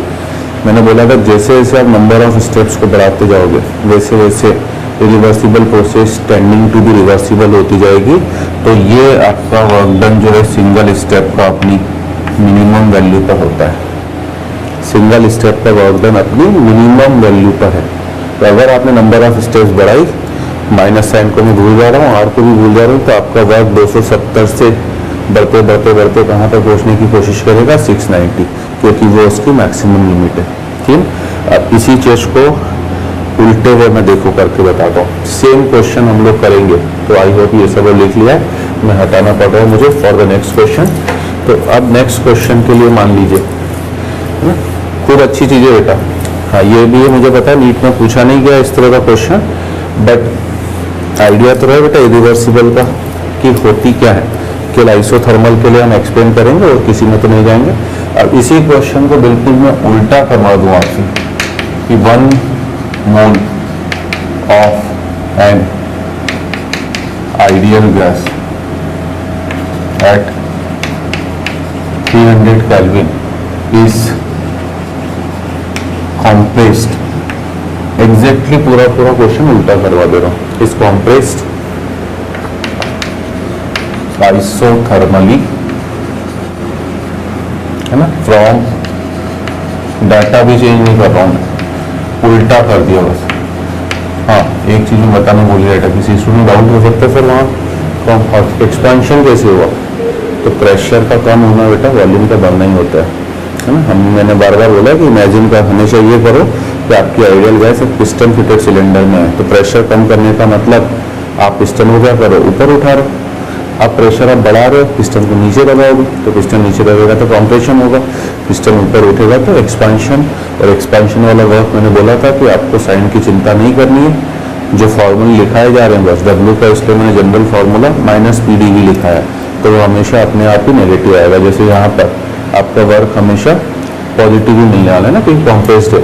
And again the same question है हमारा कि calculate del H del E Q W for the process if process is carried out, if process is carried out। ठीक है, थोड़ा सा ऊपर ले जा रहा हूँ बेटा लेवल, बट मजे ही आएंगे आपको, नुकसान तो नहीं होने वाला है ना। कम से कम रिवर्सिबल का तो पूछ ही सकता है, उसको तो करना ही है। ये रिवर्सिबल का मैं 5 मिनट आपको एक्स्ट्रा ले रहा हूँ to make your concept more clear, और फिर मैं ग्राफिकली चीज भी बताऊंगा आपको, है ना। रिवर्सिबली और इरिवर्सिबली दोनों केसेस में, है ना। फिर से हम बोलेंगे del H और del E तो कितना 0, वाई, क्योंकि आइसोथर्मल प्रोसेस साफ साफ लिखा हुआ, ठीक है। अब आइसोथर्मल रिवर्सिबल और इरिवर्सिबल हो। अच्छा यार, एक चीज तो हम भूल ही गए कि E और H में क्यों नहीं फर्क आ रहा, डेल्टा H और डेल्टा E में वर्क में क्यों फर्क आ रहा है। ये तो एक अच्छा क्वेश्चन था, ठीक है। और आप लोगों के माइंड में आया भी होगा कि सर वर्क में तो फर्क आ गया, इसका वर्क अलग, इसका वर्क अलग, और del H del E तो दोनों के लिए आपने बोल दिया 0, जबकि पाथ अलग अलग है। तो याद करो बेटा, थ्योरी इतनी क्यों पढ़ी हमने बार बार कि H और E एंथैल्पी और इंटरनल एनर्जी किस टाइप का फंक्शन है, दे आर स्टेट फंक्शन। अगर वो स्टेट फंक्शन है तो उन्हें पाथ से कोई लेना देना नहीं है, पाथ रिवर्सिबल है कि इरिवर्सिबल है वो तो सेम ही रहने वाला है। बट वर्क और हीट किस तरह का फंक्शन है, पाथ फंक्शन। एक और अच्छा कॉन्सेप्ट था यहीं पर हिडन, है ना, वो मुझे लगा आप मतलब मुझे बताना था, मैं आगे बताने वाला था, पहले ही चलो मैंने कहा क्लियर कर दूं। तो ये एक हिडन कॉन्सेप्ट है, दोनों का वर्क और हीट अलग अलग क्यों आया, क्योंकि रिवर्सिबल और इरिवर्सिबल का पाथ कभी भी सेम नहीं हो सकता, दोनों अलग अलग पाथ ही फॉलो करेंगे, ठीक है। इस वजह से वर्क और हीट अलग अलग आया। अब यहीं पर देखना ना, ये तो वापस सेम हो गए क्योंकि प्रोसेस आइसोथर्मल है। अब अभी एक लॉजिक पहले ही बता दूं, अब जो मैंने रिवर्सिबल और इरिवर्सिबल में डिफरेंस लिखाए थे उनको याद करिए।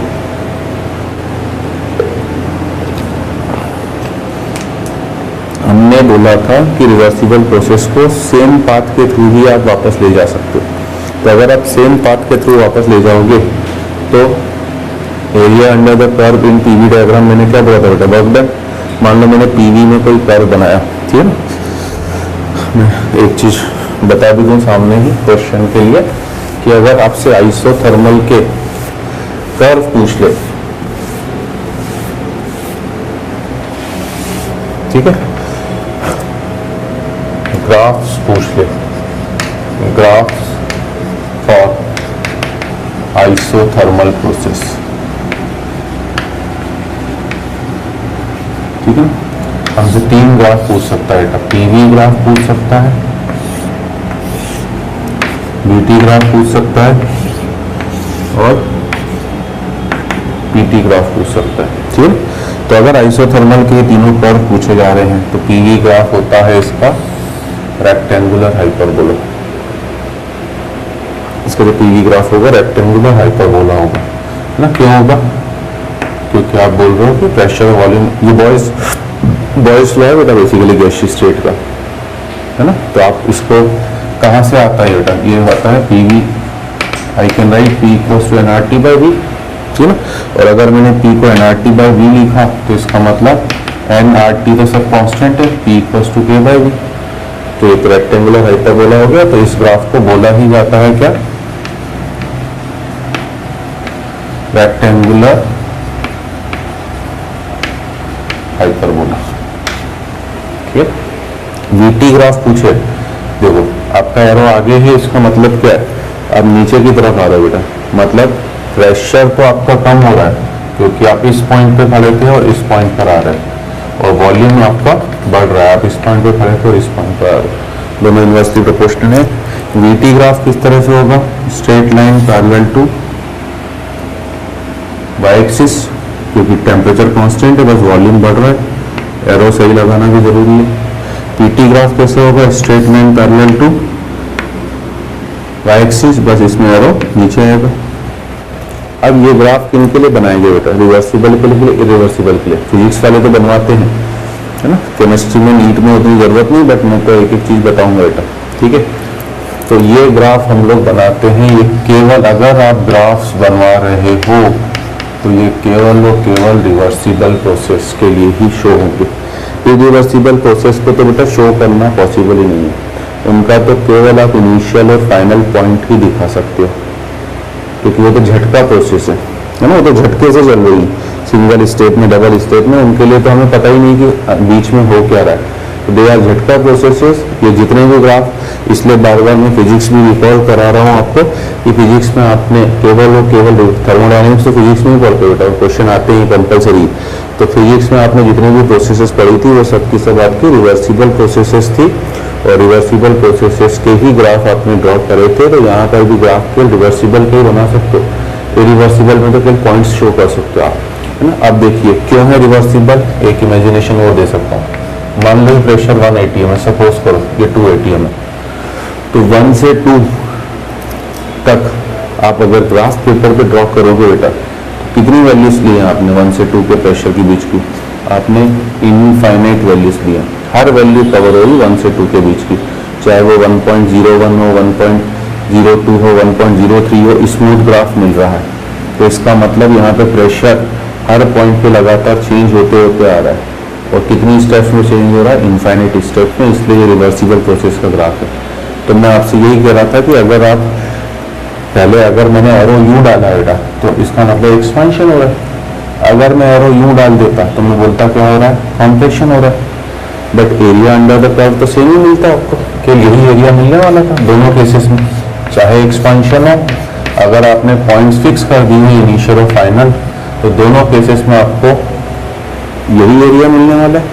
और मैंने पहले ही आपको बता दिया था कि area under the curve in PV graph किसे डिनोट करता है, वर्क डन को, बताया था ये आपको याद हो तो इसलिए अब यहाँ से वही जस्टिफाई मैं करना चाह रहा हूँ कि इस रिवर्सिबल प्रोसेस का जो वर्क डन आपका आएगा वो एग्जैक्टली सेम आएगा। मैग्नीट्यूड की बात कर रहा हूँ, बस साइन अपोजिट हो जाएगा। यहाँ पे जो हमारा वर्क डन माइनस का 690 आर आया है, यहाँ पे वो वर्क डन प्लस का 690 आर आएगा, जो प्रूव करता है कि रिवर्सिबल प्रोसेसेस को आप सेम पाथ के अलोंग रिवर्स ले जा सकते हो, ठीक है ना।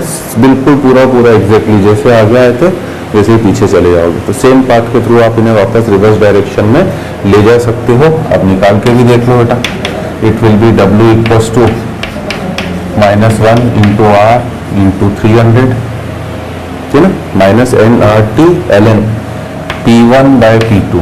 अब P1 कितना है आपका 2, इनिशियल प्रेशर को P1 बोला जाता है, फाइनल प्रेशर आपका मतलब है ना, ये है P1, ये है P2। तो आप देख लो क्या चेंज हुआ है बेटा, कुछ भी तो चेंज नहीं हुआ, बस वो वहाँ जो 10 हो रहा था यहाँ पर 1/10 हुआ, और ln 1/10 को क्या लिख सकता हूँ मैं, माइनस ln 10, माइनस माइनस क्या हो गया प्लस, तो 300R ln 10, मतलब ln 10 2.3 है, तो 690 R आ गया, 690 R आ गया आपका वर्क डन, एग्जैक्टली सेम। ये रहा लॉजिक उसका, है ना। We are learning physical chemistry, और थर्मोडायनेमिक्स तो बैकबोन है बेटा फिजिकल केमिस्ट्री के ना। उसमें देखो थर्मोडायनेमिक्स में दी वर्ड कब लगाते हो, दी अशोका बोला जाता है ना, द सम्राट अशोका, दी सम्राट अशोका। थर्मोडायनेमिक्स में तो अपने आप में दी वर्ड शामिल ही है। सारी बात समझ लो, तो ये तो मस्त चीज है थर्मोडायनेमिक्स, डीप थर्मोडायनेमिक्स, ठीक है। तो एग्जैक्टली सेम आ रहा है, कॉन्सेप्चुअली सही चल रहा है। और Q हो जाएगा कितना बेटा, इट विल बी माइनस का 690 R। बट इरिवर्सिबल प्रोसेसेस को हमने क्या बोला था, ये कभी भी सेम पाथ के थ्रू रिवर्स डायरेक्शन में नहीं जा सकती है, इसका वर्क डन डेफिनेटली आपका अलग ही आएगा। तो अगर आपने इरिवर्सिबल का वर्क डन निकालने की कोशिश करी तो गारंटीड अलग आना है, ठीक है। अब देखो W will be equals to minus, अब हमारे लिए P एक्सटर्नल कितना हो गया, P एक्सटर्नल P2 होता है मतलब 20, तो माइनस ऑफ 20 अंदर NRT तो उतना ही रहेगा बेटा 300R, नीचे हो गया 20 और माइनस ऊपर फिर से 300R, P1 हो गया 2। तो अब अगर मैंने अंदर इसे मल्टीप्लाई करा -20 से, तो पहली टर्म तो हो गई माइनस का 300R, दूसरी टर्म हो गई प्लस का 3000R, ठीक है, और ये आपका हो गया 2700R, और इसलिए आपका Q का आंसर माइनस का 2700। दोनों का वर्क डन पॉजिटिव आ रहा है क्योंकि कंप्रेशन हो रहा है, ठीक है ना, और दोनों में क्या सिमिलरिटी समझ में आ रही है, इसलिए मैं ऑफलाइन में भी यही एक क्वेश्चन कराता हूँ, चाहे नीट हो चाहे जेई हो, मेडिकल हो चाहे जेई हो, कि कॉन्सेप्ट्स क्लियर हो जाते हैं बेटा, पूरा कॉन्सेप्ट क्लियर हो रहा है। ये इनफाइनाइट स्टेप्स में चल रहा है, सेम एरिया चल रहा है, वर्क डन दोनों में सेम आ रहा है, इरिवर्सिबल में वर्क डन दोनों में अलग अलग आ रहा है। आपको क्वेश्चन इतने टफ लेवल का आ नहीं सकता बेटा, है तो टफ कुछ नहीं, जस्ट फॉर्मूले में वैल्यू पुट कर रहे हैं, बट कॉन्सेप्चुअली ये काफी साउंड क्वेश्चन, ठीक है ना। दोनों का वर्क डन अलग अलग हो गया है।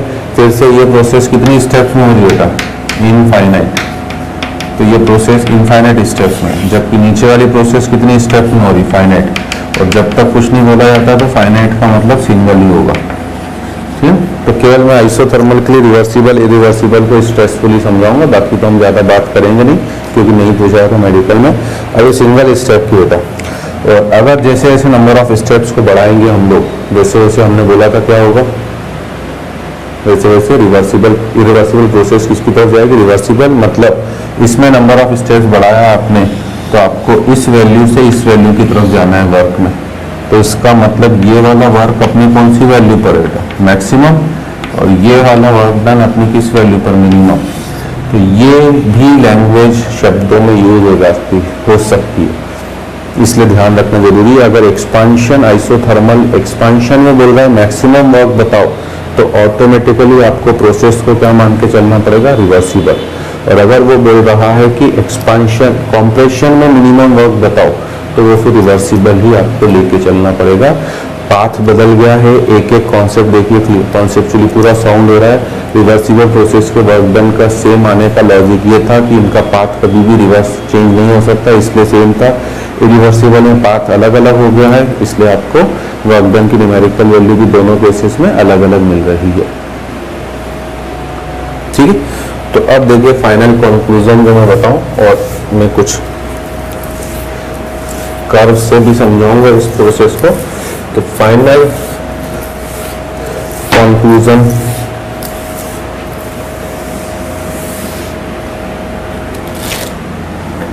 ये है मेरा,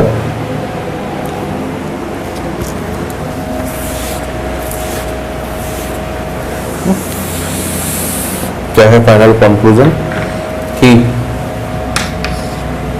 एक्सपांशन में आपको जो वर्क मिलेगा मैक्सिमम, वो रिवर्सिबल में मिलेगा, और मिनिमम वर्क मिलेगा इरिवर्सिबल, ठीक है ना। जबकि कंप्रेशन के केस में आपको जो मिनिमम वर्क मिलेगा वो रिवर्सिबल में मिलेगा, और मैक्सिमम वर्क मिलेगा irreversible. Very very important point. अब ध्यान दो बेटा, एक्सपांशन मतलब क्या, एक्सपांशन मतलब क्या, एक्सपांशन मतलब work done by system, system काम कर रहा है, और वर्क डन बाय सिस्टम का मतलब क्या हो गया, आउटपुट। आपको सिस्टम कितना काम दे रहा है वो है आउटपुट। कंप्रेशन का मतलब क्या है, कंप्रेशन का मतलब वर्क डन ऑन सिस्टम, मतलब वो इनपुट है, ठीक है। तो हम लोग हमेशा चाहते हैं बेटा कि आउटपुट क्या हो, हमेशा हाई हो, और इनपुट हमेशा क्या हो, लो हो। आप हमेशा चाहते हो कि आउटपुट हाई हो, इनपुट लो, चाहे आप कोई मशीन को डील कर रहे हो, चाहे आप अपना सिलेक्शन की बात करो बेटा, है ना, आपका सिलेक्शन केवल मेरे पढ़ाने से नहीं होगा, आपका सिलेक्शन आपके पढ़ने से होगा। मैं जो आपको पढ़ा रहा हूँ वो तो इनपुट है, ये मैं कम से कम रखूँ, मतलब मैं क्लास में ढंग से पूरी थ्योरी समझा दूँ आपको एक एक पॉइंट। उसके बाद आप जितने ज़्यादा सवाल घर पे बैठ के करोगे, जितनी ज़्यादा बार मेरे इन लेक्चर्स को सुनोगे, फॉलो करोगे, ठीक है ना, तो वो है आउटपुट आपका। और वो जितना ज़्यादा आप करोगे आपके सिलेक्शन के चांसेस उतने ही बढ़ते आएंगे। आपने कल जस्ट एक बार सुन लिया, खत्म कहानी, दोबारा कभी आपने, क्योंकि चीज़ें बेटा बार बार सुनने से, पढ़ने से, मैं हर फॉर्मूला, हर चीज़ बार बार क्यों आपको रिकॉल कराता हूँ। मैं चाहूँ तो एक बार बोल के आगे बढ़ जाऊँ, क्योंकि उससे आपका काम नहीं होने वाला बेटा। आप हर लेक्चर में एक ही चीज़ को सुनोगे तो कभी ना कभी तो भगवान आपको सद्बुद्धि देगा कि वो चीज़ आपको याद हो जाएगी, आपकी हिडन मेमोरी से बाहर निकलेगी। एक बार सुनने से तो हम भूल ही जाते हैं, ठीक है ना। इस वजह से मेरी आदत है कि मैं हर क्लास में काम की चीज़ें तो बार बार किसी न किसी में रिपीट करवाता रहता हूँ। जैसे डेल ई आइडियल गैस का एनसीपी डेल्टा टी पता नहीं कितनी बार मैंने बोला है, del H NCP delta T ही यूज़ करना है, हमेशा यूज़ भी करवा रहा हूँ आपको, ठीक है ना। तो ध्यान देना, हम रियल लाइफ में हमेशा यही चाहते हैं बेटा कि इनपुट कम से कम हो, आउटपुट ज़्यादा से ज़्यादा हो। तो आउटपुट हाई यहाँ पर मिल रहा है आपको रिवर्सिबल प्रोसेस में, और इनपुट आपको लो मिल रहा है रिवर्सिबल प्रोसेस में। दोनों केसेस में आपको जो चाहिए था वो मिल रहा है। इसलिए बोला जाता है कि reversible processes have maximum efficiency between 2 points. अगर इनफाइनाइट प्रोसेसेस पॉसिबल है तो उनमें से मैक्सिमम एफिशिएंसी हमेशा रिवर्सिबल प्रोसेसेस की ही होगी। इसलिए अनलेस अदरवाइज मेंशन फिजिक्स वाले हर प्रोसेस को रिवर्सिबल वे में ही कराते हैं। It's a very very important logic बेटा, ये रियल लाइफ का प्रिंसिपल है। हर सिस्टम रिवर्सिबल, हर मशीन जो है रिवर्सिबल वे में ही काम कराना चाहती है। बट ये अलग बात है कि हमने बोल ही दिया पहले से ही कि all the natural processes are irreversible. तो रिवर्सिबल प्रोसेसेस केवल ये बोर्ड किताबों में ही सिमट कर रह गई है पढ़ते वक्त, थ्योरेटिकली पढ़ते वक्त। प्रैक्टिकली तो कोई भी इंजन, कोई भी सिस्टम काम कर रहा है रियल लाइफ में वो रिवर्सिबल ही है। बट पता होना चाहिए कि क्यों रिवर्सिबल प्रोसेसेस की एफिशिएंसी मैक्सिमम होती है, ठीक है ना। तो ये एक काफ़ी बढ़िया एग्जांपल है। मुझे उम्मीद है कि एक एक चीज़ इसमें आपको समझ में आई होगी, एक एक पॉइंट क्लियर हुआ होगा। तो रिवर्सिबल इरिवर्सिबल के लिए मैंने ये क्वेश्चन लिया है। मैं चाहता तो सिंपल सा बस आइसोथर्मल के 2 क्वेश्चन बता के आपको आगे बढ़ जाता। अब इसका ग्राफ भी अगर मैं समझाने की कोशिश करूँ, है ना, कि क्यों वर्क डन अलग अलग आया है। ग्राफिकली भी तो अगर वर्क अलग अलग आया है तो एरिया अलग अलग हुआ ही होगा, ठीक है। तो हम लोग आज की क्लास की लास्ट चीज बस इसी को कवर कर रहे हैं। नेक्स्ट क्लास में हम लोग बाकी तीनों बची हुई प्रोसेसेस एक साथ कवर कर लेंगे and then we will move towards phase change chemical reaction. तो हमारा फ्लॉट का पूरा डिस्कशन काफ़ी अच्छे लेवल पर है। तो अगर मैं ग्राफ्स बनाता हूँ बेटा, कंपैरिजन शो करूँ, केस 1 आपका एक्सपांशन, ठीक है। एक्सपांशन का मैं पहले कंपैरिजन शो करूं और उसमें भी फर्स्ट रिवर्सिबल प्रोसेस, दूसरा इरिवर्सिबल प्रोसेस, ठीक है। रिवर्सिबल में देखो आखिर क्यों वर्क अलग अलग आया था, एरिया वेरिया से समझाने की आपकी चीज में कोशिश करो। हम लोग खड़े थे इस पॉइंट पर, है ना, ये था हमारा P1 V1। हालांकि क्वेश्चन में नहीं गिवन है, क्वेश्चन में तो केवल प्रेशर गिवन था क्योंकि जरूरत ही हमें एक की थी। और हम लोग जाना चाहते हैं कहाँ पर, इस पॉइंट पर P2 V2। हम हमारे सिस्टम को वीवर स्टार्टिंग खड़े थे हम पॉइंट A पर, प्रेशर P1 था और हम लोग P2 पर जाना चाहते हैं। प्रेशर कम हुआ है, प्रेशर कम होने का मतलब एक्सपांशन हो रहा है और एक बार हम चाह रहे हैं रिवर्सिबल। तो अभी जो मैंने कर्व शो करा था रिवर्सिबल प्रोसेस का कर्व हमेशा रेक्टेंगुलर हाइपरबोला ऐसा रहेगा। ये है रिवर्सिबल प्रोसेस का वर्क डन आपका रेक्टेंगुलर हाइपरबोला। तो आपको जो एरिया मिला है वो पूरा ये एरिया मिला है, ठीक है ना। हाँ, इसको आप नॉर्मली जो मैंने जिस दिन वर्क पढ़ाया था वैसे इंटीग्रेट नहीं कर सकते, मतलब वैसे नहीं निकाल सकते बेटा ना कि रेक्टेंगल है तो डायरेक्टली लेंथ इंटू विड्थ करा, ट्रायंगल हो तो हाफ बेस इंटू हाइट कर दे। ये तो एक कर्व है बेटा। तो इसलिए वैसे इंटीग्रेट करने की जरूरत भी नहीं, क्योंकि हमने फॉर्मूला लिख लिया है रिवर्सिबल प्रोसेस के वर्क डन का formula -nRT ln of P1 by P2, P2 by V1 जो भी बोलो। ठीक, अब अगर यही काम मुझे इरिवर्सिबली करना होता तो कैसे करता? Single step. ठीक है, मैं खड़ा अभी भी किस पॉइंट पर हूं बेटा? P1 और V1 पर, मतलब पॉइंट A पर।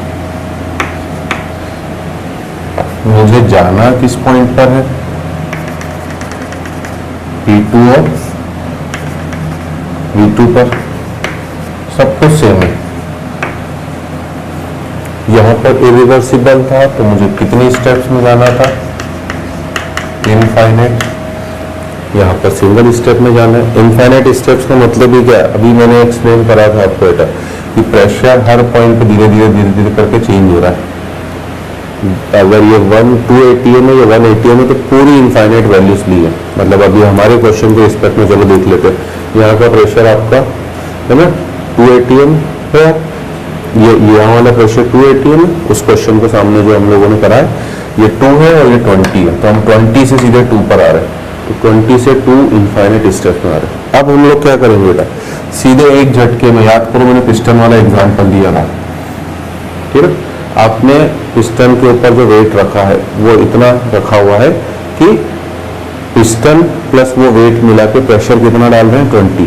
और अगर वेट हटा दिया तो केवल 2 ATM प्रेशर बचा। मतलब मैंने एक झटके में पहले प्रेशर को वो वेट हटाया, तुरंत प्रेशर कितना ATM हो गया मेरा? 2 ATM। 20 से 2। मैं प्रीवियस क्वेश्चन के रिस्पेक्ट में बात कर रहा हूँ, ध्यान देना है ना, इस क्वेश्चन के रिस्पेक्ट में, ताकि आपको जल्दी समझ में आए। ये डाटा यूज कर रहा हूँ। तो हमारा ये प्रेशर 2 था, ये 20 था। हमें 20 से 2 पर आना था इनफाइनाइट स्टेप में, और अब हमें 20 से 2 आना है सिंगल स्टेप में। मतलब हमने एक झटके में प्रेशर को, मतलब पिस्टन के ऊपर इससे वेट रखा हुआ था ना, मान लो ये है, ये पिस्टन है, ये वेट है, इन दोनों का मिला के प्रेशर आपका 20 ATM था। अब आपने, ठीक है ना, और केवल इसको हटा दूंगा तो 2 ATM। तो जब ये रिवर्सिबल प्रोसेस में मैंने पाइल ऑफ सैंड करके बताया था आपको याद हो, तो हमने पूरा ये 18 ATM के करस्पॉन्डिंग जो भी प्रेशर है उसके लिए सैंड रख दी थी, रेती रख दी थी। एक एक पार्टिकल करके हटा रहे, इनफाइनाइट स्टेप में प्रेशर चेंज हो रहा है। तो रिवर्सिबल में क्या करा? धड़ से हटा दिया, खत्म। सीधे प्रेशर आपका कितना हो गया? 2 ATM, ठीक है। और पिस्टन क्या हुआ आपका? ऊपर उठना चालू हुआ। किस प्रेशर पे उठ रहा है? 2 ATM पर। तो आपको केवल और केवल ये वाला रेक्टेंगल मिलने वाला है। इसलिए आप देखो ये सब रेक्टेंगल के ही एरिया है, -P एक्सटर्नल इंटू क्या? V2 - V1। ये रेक्टेंगल का ही तो एरिया है। लेंथ हो गई जिसकी कितनी? P एक्सटर्नल ये, और विड्थ कितनी हो गई बेटा? V2 - V1। केवल ये एरिया मिल रहा है। आप इमेजिन करो कौन सा एरिया ज्यादा है। ये रेक्टेंगल जो है ये तो बेटा ऑटोमेटिकली हिडनली इसमें शामिल ही अंदर ही अंदर। आ रही बात समझ में? इसलिए ये मैक्सिमम वर्क है आपका, इसलिए ये मैक्सिमम वर्क है, और ये वाला वर्क अपनी कौन सी वैल्यू पर चल रहा है? मिनिमम। तो ये रेक्टेंगल जो बना है ये तो हिडनली यहाँ पर शामिल ही आपका। दैट्स वाई ये कहानी बोली जा रही। अब ठीक है, तो ये कॉन्सेप्ट आपको क्लियर हुआ होगा। अब अगर हम लोग देखें कि केस 2 कॉम्प्रेशन, लास्ट चीज, तो इससे बढ़िया एक्सप्लेनेशन आपका हो ही नहीं सकता है। और मैं उम्मीद करता हूँ एक एक चीज आपको बिल्कुल, है ना, क्योंकि अब मैं रिवर्सिबल की ज्यादा बातें नहीं करूंगा नीट पॉइंट ऑफ व्यू से, बट एक बार मैंने समझा दिया है why they are having maximum efficiency. और ये वर्ड तो क्वेश्चन में यूज हो सकते हैं बेटा कि मैक्सिमम वर्क बताओ इन आइसोथर्मल प्रोसेस। तो मैक्सिमम वर्क एक्सपेंशन में रिवर्सिबल नहीं मिलेगा, है ना, क्योंकि अनलेस अदरवाइज मेंशन प्रोसेस हमेशा रिवर्सिबल ही माननी है। और ये कंडीशन मेंशन है तब तो हो ही गई। अब कॉम्प्रेशन में देखो क्या हो रहा है, सब कुछ वही है। कॉम्प्रेशन वाला क्वेश्चन यही लिखा हुआ था जो मैंने अभी रख करा है, उसमें बस उल्टा हो गया कि हमारा इनिशियल प्रेशर 2 था, हमें जाना था 20 पर। मतलब हम खड़े इस पॉइंट पर थे अब, है ना, और जाना है इस पॉइंट पर। मतलब पहले हमें A से B जाना था, अब हमें B से A की तरफ जाना है। ये P1, ये V1, ये V2, ये P2। अब बी से ए की तरफ जाना है, फिर से कौन सा पाथ, रिवर्सिबल, इनफाइनाइट स्ट्रेस में प्रेशर चेंज करना है, तो कर्व तो ऐसे ही रहेगा बेटा, अभी मैंने बता ही दिया था। आइसोथर्मल रिवर्सिबल प्रोसेस का कार्य हमेशा ऐसे ही होगा, बस चेंज क्या होगा, एरो। अगर आगे लगाओगे तो एक्सपांशन, पीछे लगा दोगे तो आगे की तरफ लगा रहे हो एक्सपांशन, पीछे की तरफ लगाओगे तो कंप्रेशन। तो आप देख लो इसका एरिया तो बेटा अभी भी वही है,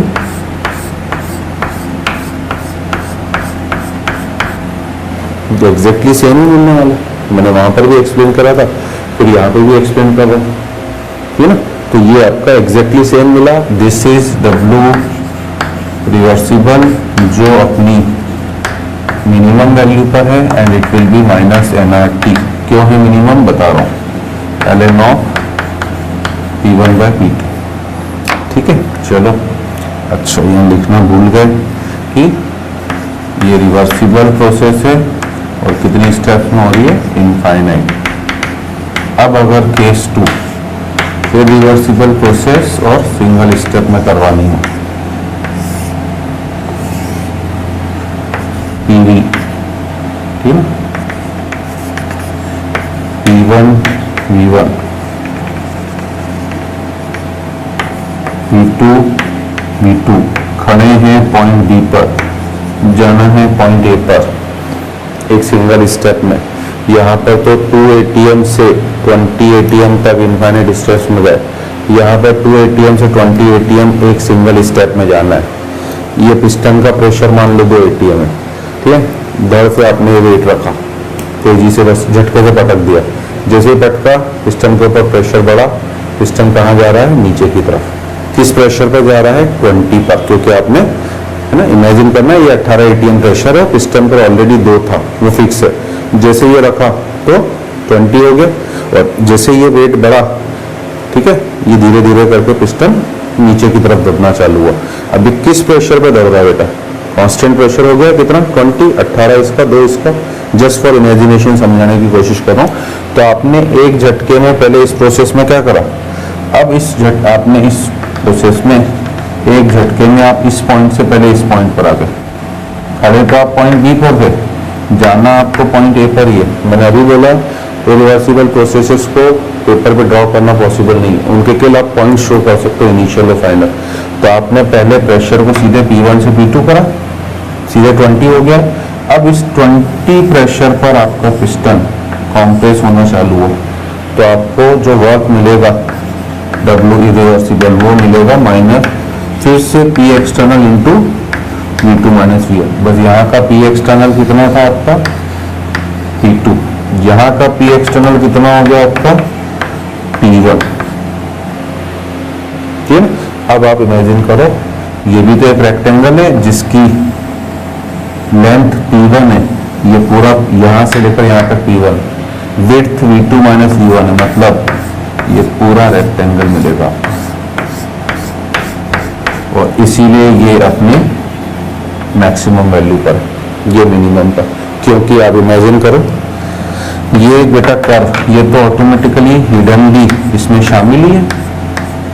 अगर मैं कर्व बनाऊं, डॉटेड से इसलिए कर रहा हूं ताकि, है ना, मिक्स ना हो जाए। तो हिडनली ये वाला एरिया, ये जो था ये तो शामिल ही, ये वाला इतना पोर्शन आपको एक्स्ट्रा मिल चुका है, ठीक है ना। और जैसे जैसे नंबर ऑफ स्टेप्स बढ़ाते जाओगे, ये एरिया इसमें से कम होता जाएगा। अगर कॉम्प्रेशन है, एक्सपांशन में जो छूटा हुआ एरिया था धीरे धीरे बढ़ता जाएगा, बट उतना डेप्थ में नहीं जाएंगे। It's a very very classy illustration of reversible irreversible process isothermal. क्यों मैक्स मिन हो रहा है, क्यों पाथ चेंज हो रहा है, दोनों का पाथ अलग अलग है, इसलिए वर्क डन अलग अलग है। यहाँ दोनों का पाथ सेम है, इसलिए वर्क डन की न्यूमेरिकल वैल्यू भी सेम है। तो इससे बढ़िया आइसोथर्मल रिवर्सिबल इरिवर्सिबल का एक्सप्लेनेशन नहीं हो सकता है। मैंने पूरी तरह से आपको एक एक चीज़ समझाने की कोशिश करी है। मैं उम्मीद भी करता हूँ कि अगर कुछ कंफ्यूजन रहा होगा, जस्ट वीडियो को रिवाइंड करके फिर से सुनिए, एक एक चीज़ आपको वापस क्लियर होगी, ठीक है ना। तो थोड़ा लेवल मैंने काफ़ी ऊपर ही बढ़ा दिया है आपका, जस्ट कि हमें आइसोथर्मल से रिवर्सिबल इरिवर्सिबल का एक आइडिया मिल जाए। अब नेक्स्ट क्लासेस में हम लोग एडियाबेटिक, आइसोकोरिक, आइसोबैरिक करेंगे, that will B only for reversible, ताकि ज़्यादा बाउंसर भी नहीं लगने लगे फिर आपको कि सर एकदम से लेवल आपने बढ़ा दिया है। बट आपको समझ में चीज़ें सब आएंगी। मैं लेवल इस तरह से नहीं बढ़ाऊंगा कि बस उड़ाते चले जाऊं। तो we will meet in the next class with some new processes. Till then, goodbye.